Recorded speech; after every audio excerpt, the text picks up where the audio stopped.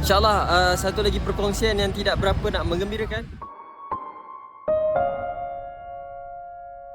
Bersama dengan saya mengikuti perjalanan umrah. Baik, insyaAllah hari ini kita membuat ziarah ke bumi Taif, yang di mana terletaknya dekat bumi Taif ni Masjid Ibnu Abbas. Alhamdulillah, Masjid Ibnu Abbas ni salah satu tempat patut kita lawati, yang patut kita ziarahi.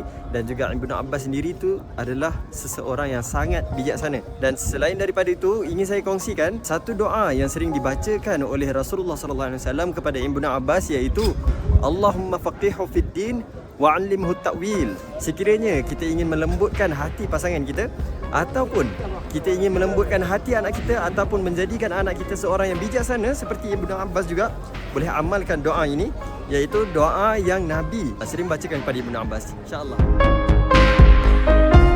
InsyaAllah satu lagi perkongsian yang tidak berapa nak menggembirakan.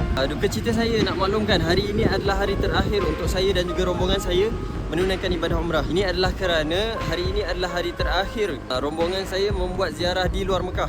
Ini kita buat ziarah dekat Taif ni. Jadi insyaAllah hari-hari yang seterusnya sehingga hari Ahad, iaitu hari penerbangan pulang kita nanti, kita dah tak ada ziarah di luar Mekah lagi dah. Jadi insyaAllah hari ini sebaik sahaja kita menziarahi Taif. Sekarang ni kita akan pergi ke tempat mikot, iaitu di Qarnun Manazil, dan berniat dekat situ dan tukar pakaian ihram, menunaikan ibadah umrah buat kali terakhir pada perjalanan ini, insyaAllah.